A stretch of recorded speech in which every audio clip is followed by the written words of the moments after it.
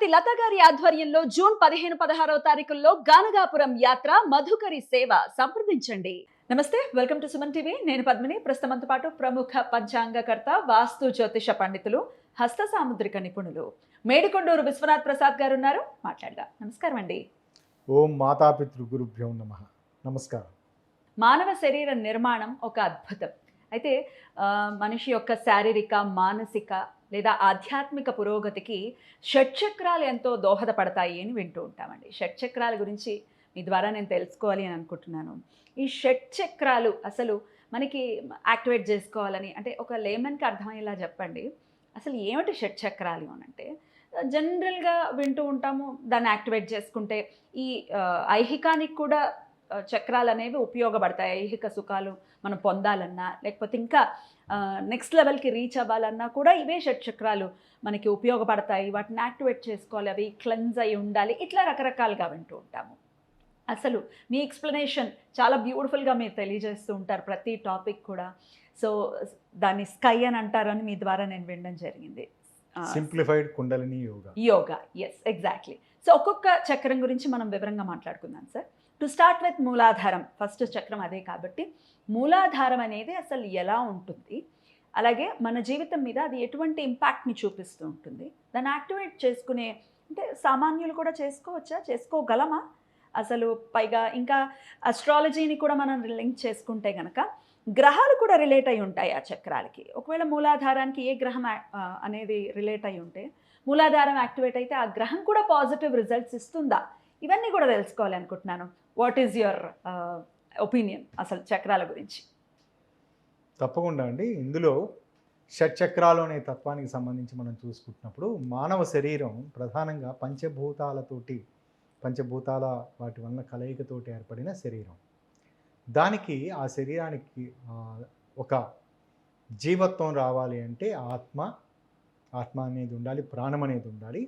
దాని తర్వాత ప్రాణం, ఆత్మ అనే తత్వాన్ని ప్రతిఫలించడానికి మనసు అనేది ఉండాలి.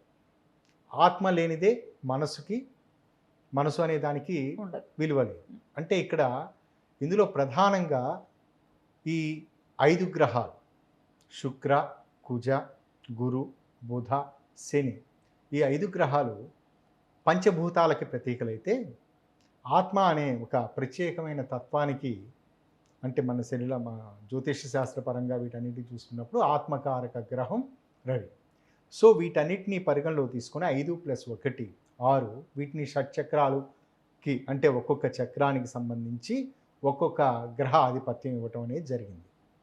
ఇందులో ప్రధానంగా ఆత్మ అనే తత్వానికి, ఆత్మ అంటే శరీరంలో జీవత్వం ఉండటం కదా, అది ప్రతిఫలించాలి అంటే దానికి ఒక మీడియం కావాలి.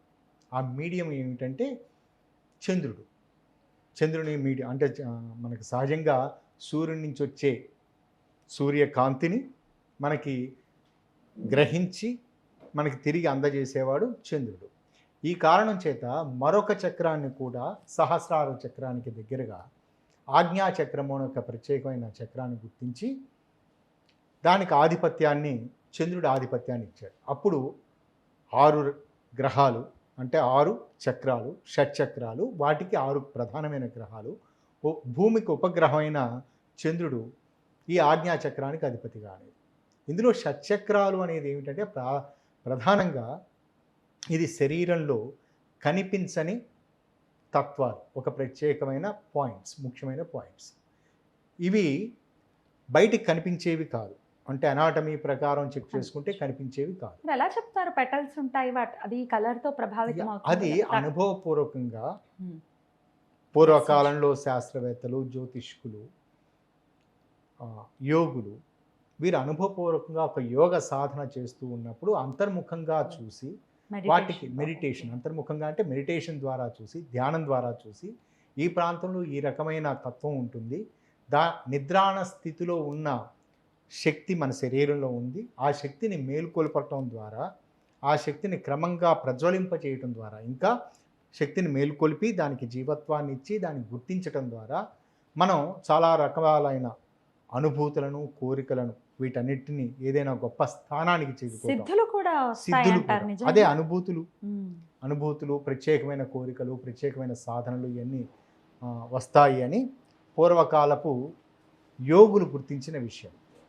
ఇందులో ఈ షట్చక్రాలను మనం ఎందుకు గుర్తించాలి అనే దానికి ప్రధానంగా ఈ జ్యోతిష శాస్త్రపరంగా చూసుకున్నప్పుడు నిగూఢ జ్యోతిష్యము అనేది ఒక ప్రత్యేకంగా జ్యోతిష్యం శాస్త్రంలో ఎసోట్రిక్ ఆస్ట్రాలజీ లేదా కొన్ని దాన్ని ఇంకొంచెం డీప్గా వెళ్ళినప్పుడు తాంత్రిక జ్యోతిష్యం. అకల్ట్ అనాలా? అకల్ట్ తాంత్రిక. అకల్ట్ అంటే అది పూర్తిగా విరుద్ధమైనది. అకల్ట్ ఇది అంటే ఒకదానికి ఒక ప్రత్యేకమైన సిస్టమ్ లేని దాన్ని, సిస్టమ్ ఆ విధంగా కాకుండా ఒక ప్రత్యేకమైన నమ్మకంతో చేసేది అకల్ట్ సిస్టమ్ అంటాం. కానీ ఇక్కడ ఒక ప్రత్యేకమైన నమ్మకం. ఇది we cannot consider it as occult science. జ్యోతిష్యాన్ని కొన్ని ప్రాంతాలలో జ్యోతిష్యాన్ని లేదా యోగా సంబంధించిన వాటిని అకల్ట్ సైన్స్ అని పిలుస్తూ ఉంటారు. కానీ ఇది అకల్ట్ సైన్స్ కాదు. ఇది ఒక స్పిరిచువాలిటీకి సంబంధించింది, అంటే ఆధ్యాత్మికతకు సంబంధించింది.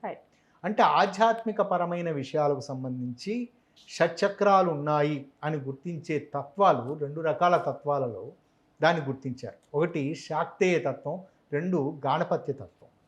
గాణపత్య తత్వం, శాక్తేయ తత్వం ఈ 2 దగ్గరగా పోలి ఉండటం. అంటే ఇక్కడ పార్వతీ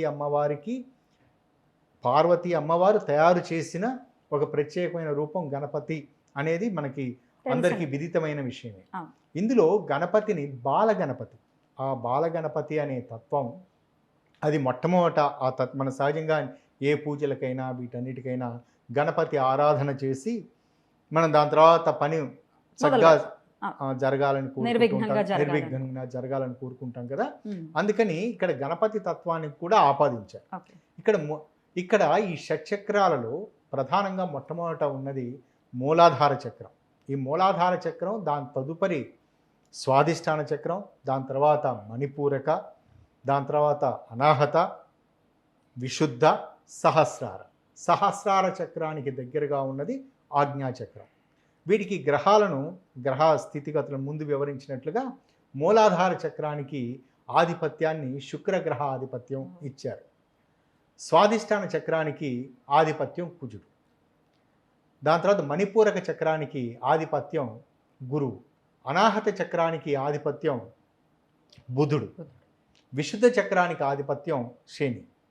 దాని తర్వాత సహస్రార చక్రానికి, అంటే అది ఉన్నతమైన ఆత్మ సాక్షాత్కార స్థితి కాబట్టి సహస్రార చక్రానికి ఆధిపత్యం రవి.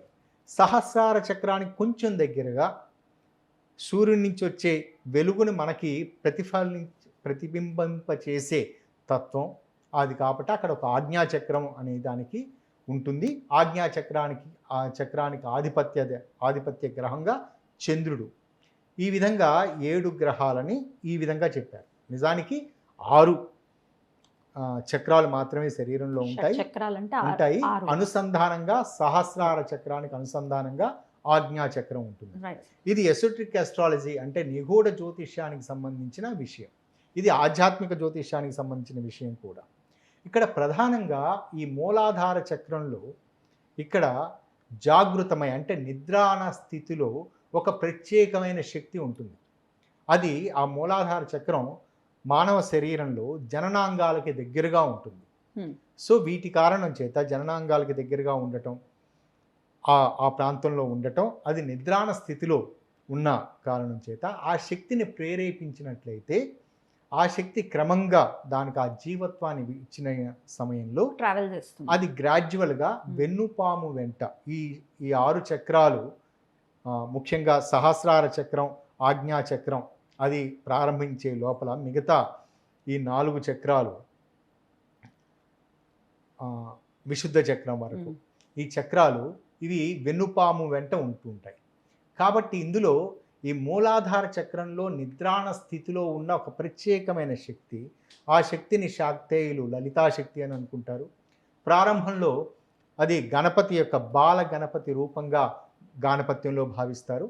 ఆ శక్తిని ప్రేరేపించడం ద్వారా క్రమంగా ఆ శక్తి పైకి ఎదుగుతూ ఒక్కొక్క చక్రాన్ని దాటుకుంటూ సహస్రార చక్రాన్ని చేరుకోవటం వల్ల దాని సాధనతోటి చేరుకున్న సమయంలో వారు మోక్షాన్ని పొందటం, అంటే శారీరకపరమైన భౌతికపరమైన మోక్షం కాదు, అంటే పూర్తిగా వారు ఆధ్యాత్మిక పరంగా ఎటర్నల్ విజ్డమ్ పూర్తిగా ఆ, ఆధ్యాత్మికతలో చాలా ఉన్నత స్థాయికి చేరుకోవటం, అన్ని సిద్ధులు కోరుకున్న వారికి అష్టసిద్ధులు నవసిద్ధులు అని చెప్తూ ఉంటారు కదా, ఇటువంటి సిద్ధులు అన్నీ వారికి రావటం, ఇదంతా ఐహికంగా వారికి ఉపయోగపడేది.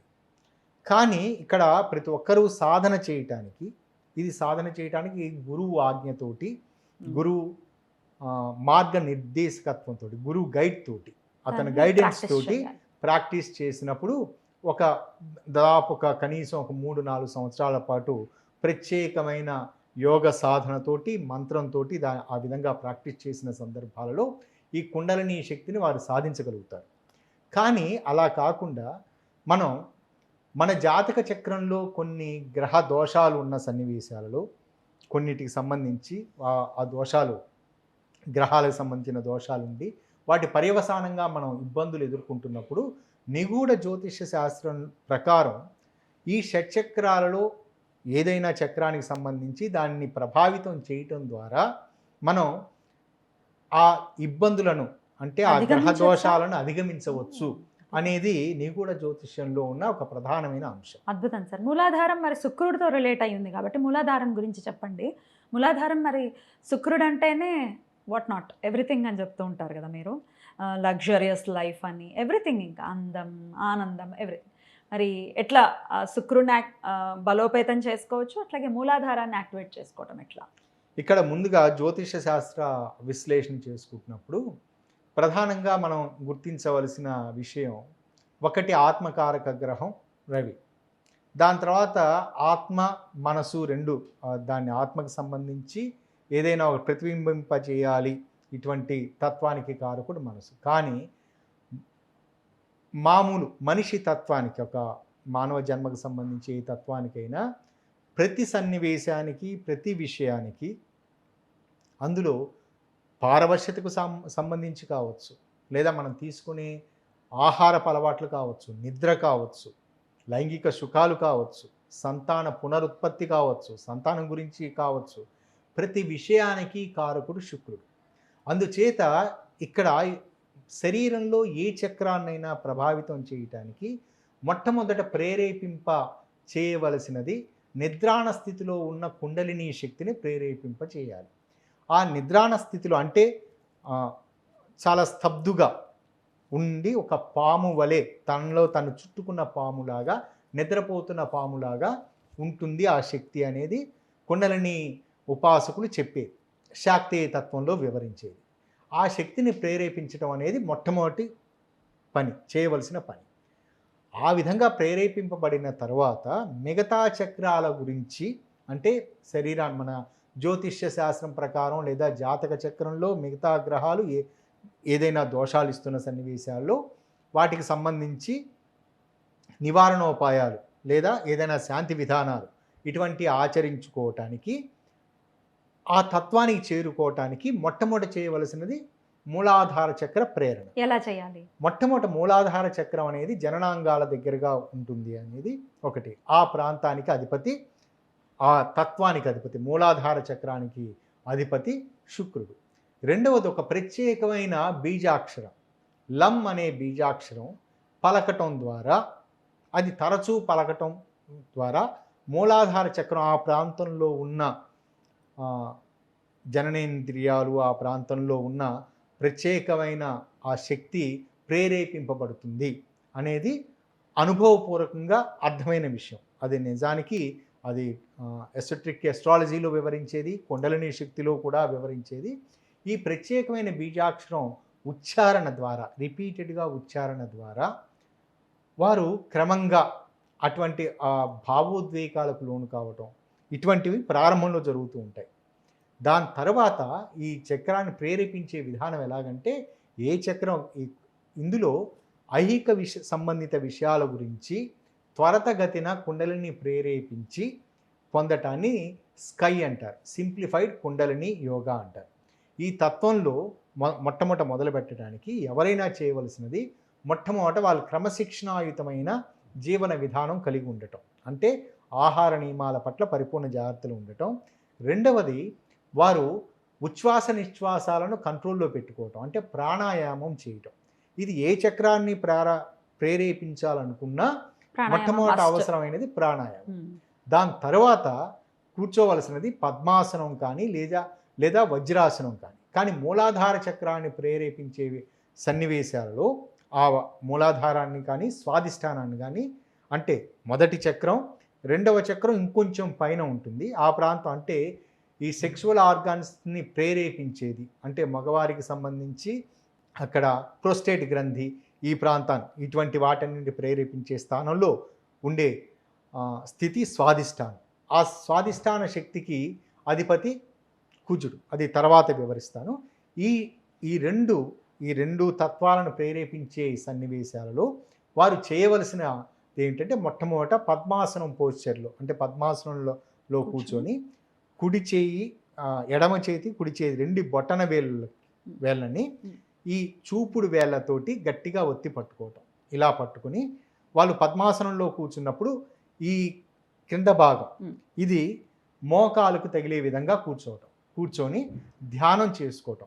మొట్టమొదటి ధ్యానం చేసుకోవటం వాళ్ళ గురువులకు సంబంధించి, వారు గురువు ఉపదేశం లేదా గురువు ఎవరినైనా గురువుగా భావించినప్పుడు వారి రూపాన్ని తలుచుకోవటం, మొట్టమొదటి తల్లిదండ్రుల్ని, తర్వాత గురు రూపాన్ని తలుచుకోవటం. ఆ తదుపరి బాల గణపతి రూపాన్ని తలుచుకోవటం. ఇక్కడ బాల గణపతి రూపం ఏ విధంగా ఉంటుంది అంటే, మనకి గణపతి యొక్క తత్వం ఏమిటి, గణపతికి ప్రత్యేకమైన వాహనంగా చెప్పుకునేది ఎలుక కదా, మూషిక వాహనం అంటాం. ఈ ఎలుక తత్వంలో ఇంకా చిట్టి ఎలుక అంటారు చూసారా, చిన్న ఎలుక, ఈ తత్వంగా ఉంటుంది. అది ఆ తత్వాన్ని మననం చేసుకోవటం, గుర్తు తెచ్చుకోవటం. ఈ విధంగా చేయటం వల్ల చిట్టెలుక ఒక మామూలు స్థాయిలో ఉండదు. అది మామూలుగా కామ్గా మనకు ఫోటోలో కనిపించే విధంగా ఉంటుంది. ఫోటోలో మూషిక వాహనం అనేది మన గణపతి దగ్గర కాళ్ళ దగ్గర ఇట్లా ఉంటుంది, ఏదో తింటున్నట్లనే ఫోటోలా ఉంటుంది. కానీ చిట్టెలుకని ఎక్కడ వాళ్ళు చిత్రీకరించి చూపించారు కదా, మన ఇళ్లలో తిరిగే చిట్టెలుకను గుర్తు తెచ్చుకుంటే అది అటు ఇటు తిరుగుతూ ఉంటుంది, స్థిరంగా ఉండదు. ఆ తత్వాన్ని మనం చూసుకుంటున్న టైంలో, దాన్ని గుర్తించడానికి ప్రయత్నం చేస్తున్న టైంలో, ఇది స్థిరంగా ఉండటం కొరకు, అంటే అది పరిగెడుతుందని ముఖం చూడాలి అనే ఆలోచనతో మనం జాగ్రత్తగా చూస్తున్నాం అంటే ఆ విధంగా ఏకాగ్రత కుదురుతుంది. ఓకే, అందుకని గణపతి రూపాన్ని మొదట తలుచుకోవాలి.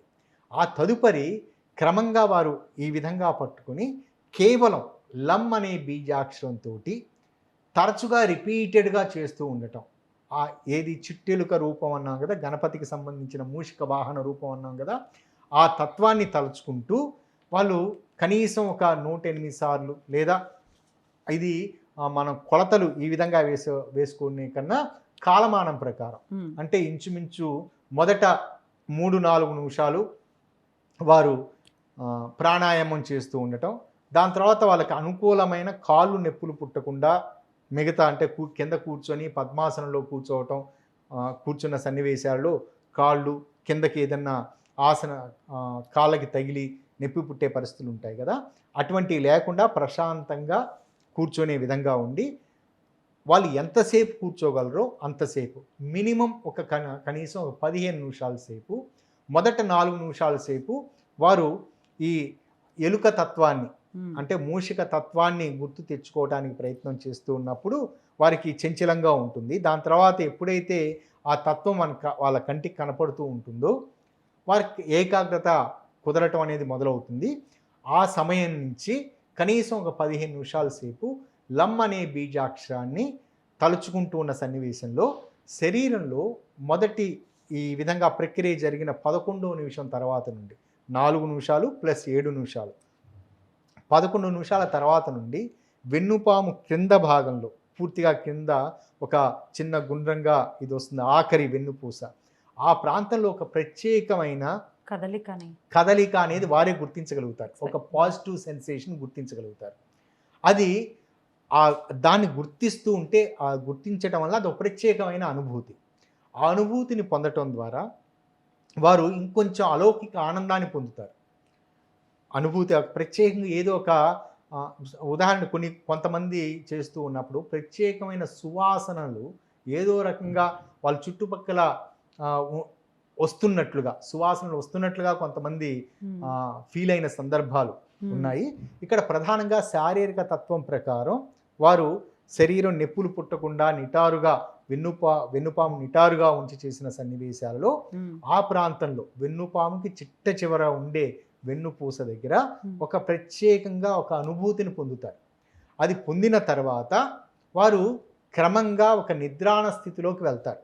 నిద్రాణ స్థితిలోకి వెళ్ళటం అంటే ఒక అనుభూతిని పొందుతారు. ఇంకా ఎక్కువసేపు అంటే లమ్ అనే బీజాక్షరాన్ని కూడా ఉచ్చరించడం చేసిన తర్వాత క్రమంగా దాన్ని కూడా మర్చిపోతారు.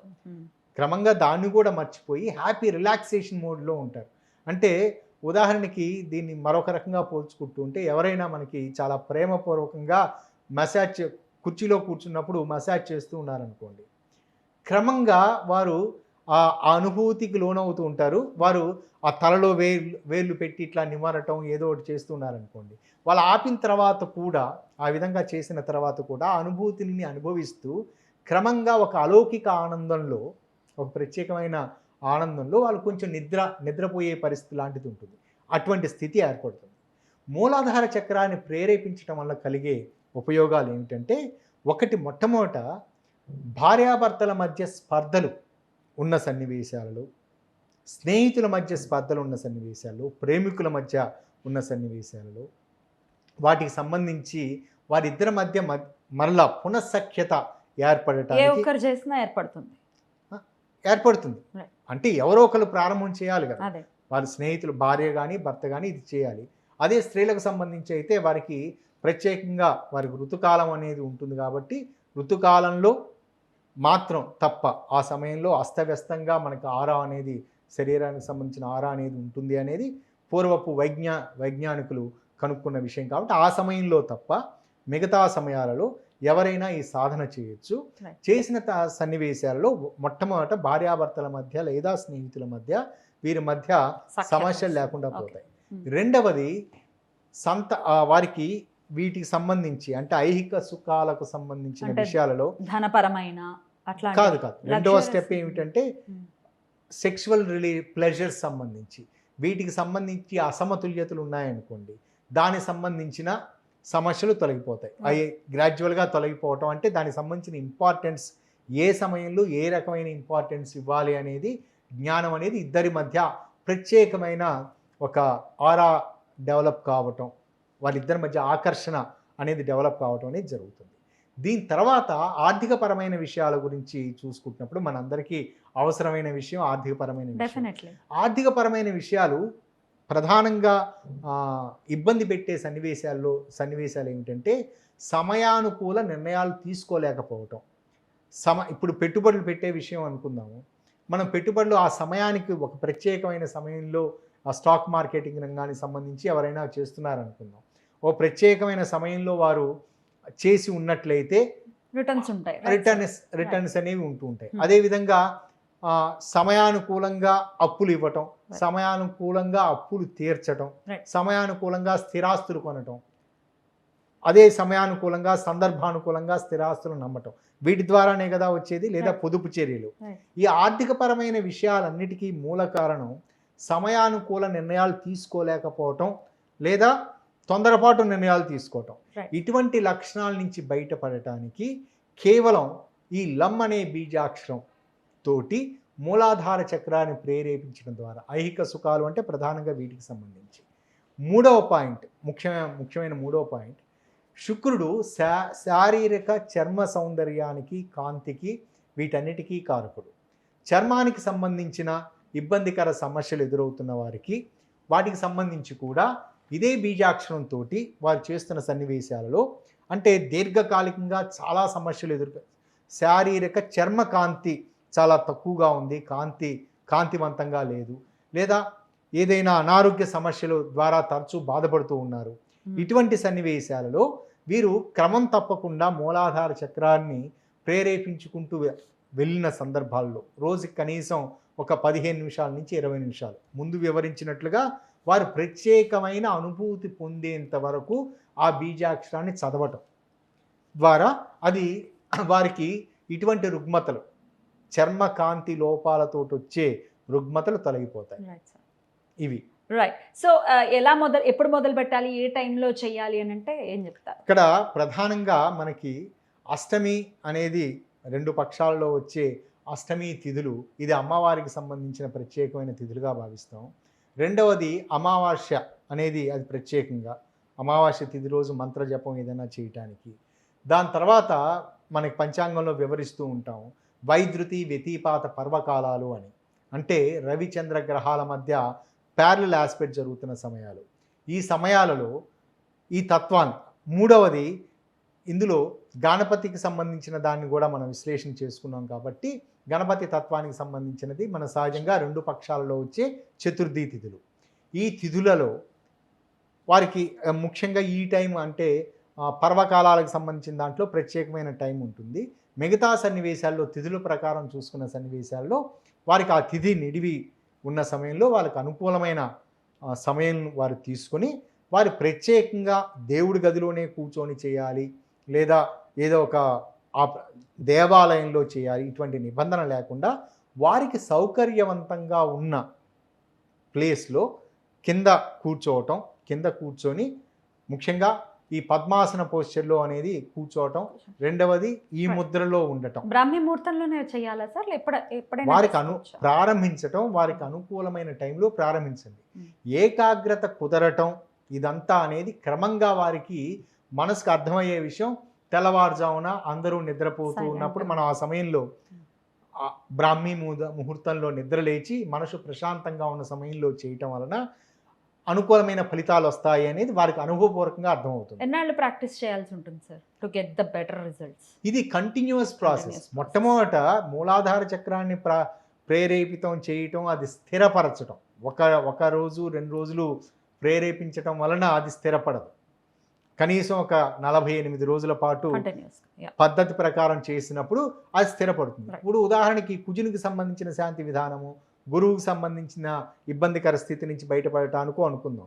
అప్పుడు గురువుకు సంబంధించి అనుకున్నప్పుడు మణిపూరక చక్రానికి ఆధిపత్య గ్రహం గురువు కాబట్టి వాటికి సంబంధించి మణిపూరక చక్రం వరకు రావాలంటే మూలాధార చక్రాన్ని, స్వాధిష్టాన చక్రాన్ని, 2 చక్రాలను ప్రభావితం చేయాలి. అంటే ఇట్ టేక్స్ అరౌండ్ 48 + 40 96 డేస్.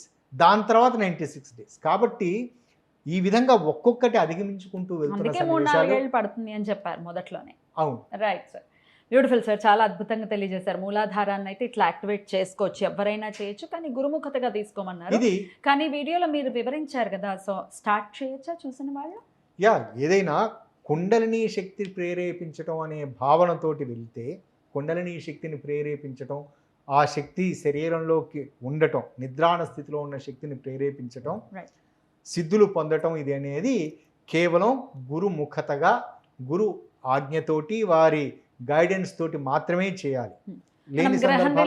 చెప్తున్నారు కాబట్టి ఇది ఎసోట్రిక్ అస్ట్రాలజీకి సంబంధించిన నిగూఢ జ్యోతిష్యానికి సంబంధించిన ఒక పరిహార మార్గంగా చెప్తున్నాం కాబట్టి ఇది కేవలం తాత్కాలికంగా వారికి ఆ ఇబ్బందికర సన్నివేశం నుంచి తొలగిపోవటానికి మాత్రం ఉపయోగపడుతుంది. అద్భుతంగా తెలియజేశారు. ఇక నెక్స్ట్ వీడియోలో మూలాధారం తర్వాత స్వాధిష్టానం ఆ చక్రం గురించి మీరు చెప్తే తెలుసుకుంటాను సార్. Thank you. నమస్తే సార్. నమస్కారం.